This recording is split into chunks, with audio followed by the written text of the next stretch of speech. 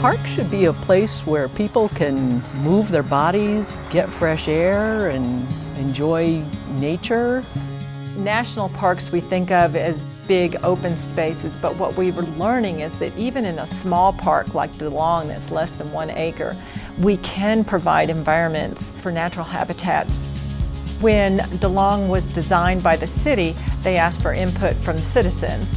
I responded to a request for input on strategic action goals from the City of Golden in 2019 and suggested that it would be nice if we could eliminate toxic pesticides from our parks where children and pets play. We ended up getting this brand new park.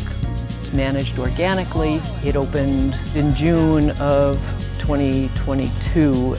It came with a very naturalized area, which has turned into more of a habitat restoration project. When our Parks Director agreed to make this an organically managed park, we agreed to volunteer to manage the weeds manually. We talked with our neighbors, and some of our neighbors offered to volunteer, so we were like, okay, let's form a group and let's do this. We grew a group of volunteers who come weekly.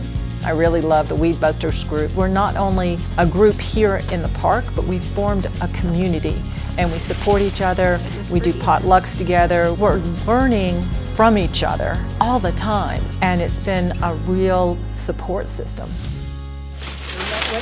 We have our work cut out for us. It had been fenced prior to June, so there was no access, and this area had been overseeded with native grass seed and irrigated, and the weeds, they thrived.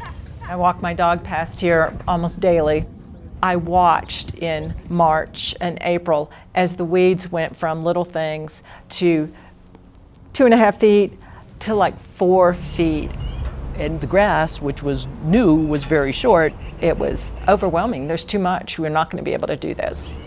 I had my doubts as to whether we'd ever conquer it, but by the end of that first season, I think we all felt really good about what we had accomplished. Weedbusters are very specific about what stays and what goes. So what is a weed? The really basic definition of a weed would be something that is not wanted. As a group and as part of the city's plan for the park, we've decided that native plants will be the ones that we keep in the park, and that weeds are basically non-native and or invasive species. Weedbusters stick with native plants, but there are some that are left out. Thorny, stickery, that doesn't work well in a play area, so we do keep those out of the park.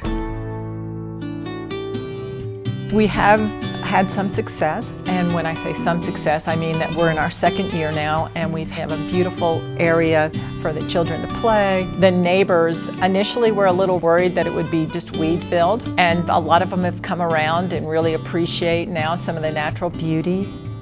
We're hoping as we increase the biodiversity in this habitat that we will see an increase in other life forms, and that'll be a monitor for us to see if we're having success.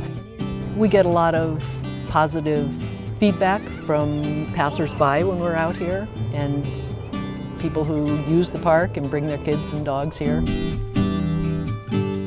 DeLong warms my heart. To see the kids playing here, to see the pets romping in the grass and knowing that it's a safe, healthy place for them, it just makes me feel really good that we're doing this.